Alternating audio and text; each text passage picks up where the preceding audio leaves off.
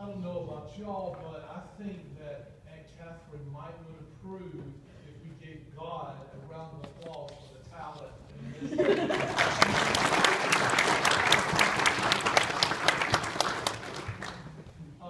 Dan, thank you for your kind words about Aunt Cat. Dan represents the Watkins side of the family, and today I represent the Elledge side of the family, so hold on. Because the Elledges have always enjoyed life, have always enjoyed good humor. And today we're here to celebrate Aunt Catherine's life. I have so many stories in my mind that I will be here for a few hours. But, I'm teasing, but there's so many wonderful things that each of us could share about Aunt Catherine. I was thinking about how she loved this church and she loved this community of which my mother grew up in as well. But I thought about how for over 200 years, the Elledge family has been celebrating life and death on this very property. I looked and I thought about it would be our generation's great-great-grandfather, Robert Young Joshua Elledge, who fought in the Confederate War. He's buried out here. Many of our other relatives are buried over at the Old Quaker Church. I can't think of the other name of it. It has two names. Old Quaker Church and the other name, they named it, what is it? Union Baptist Church. There's an Elledge cemetery located over there that goes back even further. But how wonderful it is for us to assemble together and to celebrate life that has been celebrated before. The same genes, the same family lineage has been celebrated with wonderful words of encouragement and wonderful words of the love of our Lord. That's a strong heritage that our family has, is the love of the Lord.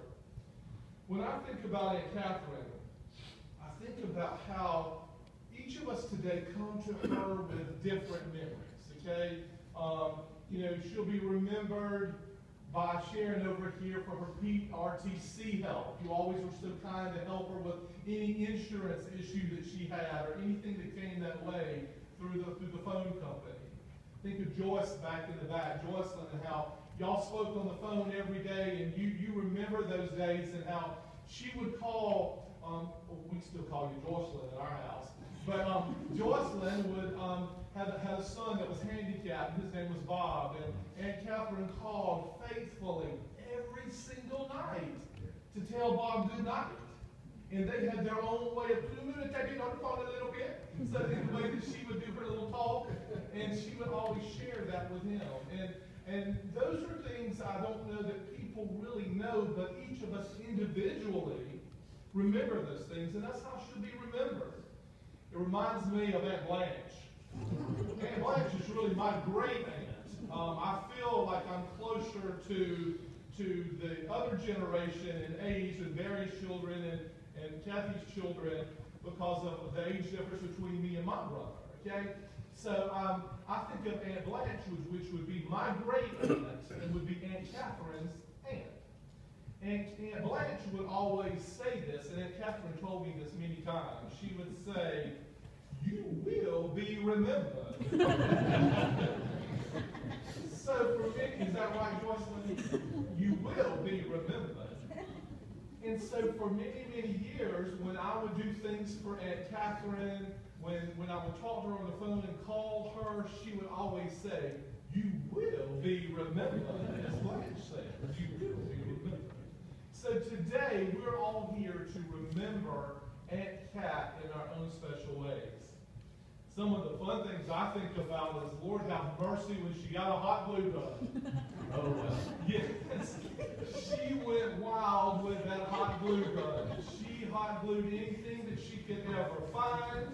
And I'm so sorry, Barry, and I'm so sorry, Kathy, that when she closed her eyes and went to heaven, she was with her favorite child, Pam, and she was hot gluing her wings because we know Pam made Angel, did we not? You know?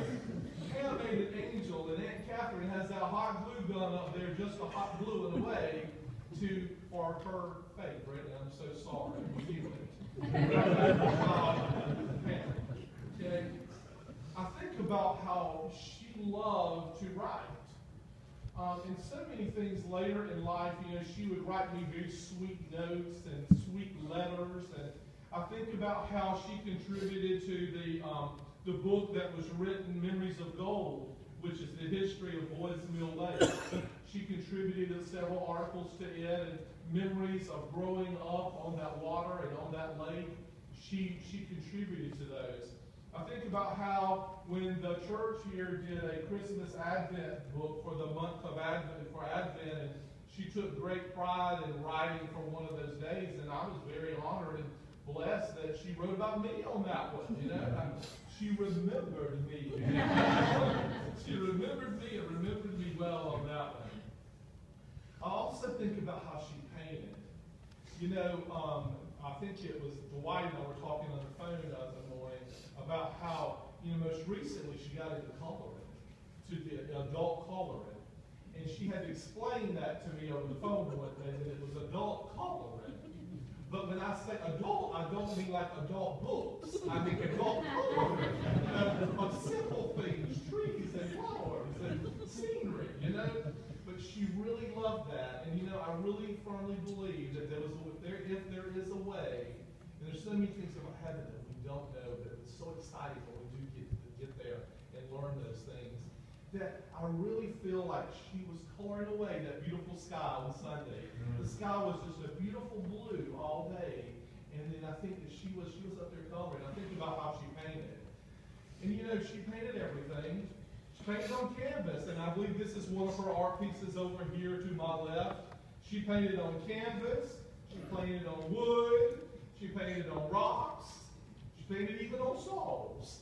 Anything she would paint, she could get a hold of, she would paint. I remember being over at her house one day, and she asked me, and I think it was Reeves, it was Mary Langston, was with me that Saturday, and she wanted us to go and get this rock and drag in, and so we drug the rock up because she thought that rock, she had a vision that God had told her that rock looked like whatever she painted. I don't remember what it was. She said that God would tell her that these things that she wanted to paint. So she definitely relied on her talents that God gave her. And those are her God-given talents. I think about how, and you alluded to this a little bit earlier, about how she had the wonderful painting of the powerhouse. And she was so excited that the phone company wanted to put her phone her painting on front of the phone book, and I think she actually went to Charlotte and took a copy of it to the president or something and gave him a copy because she wanted to make sure it was archived. She wanted to make sure that it was up there. Her painting was up there, and one of my joys was a couple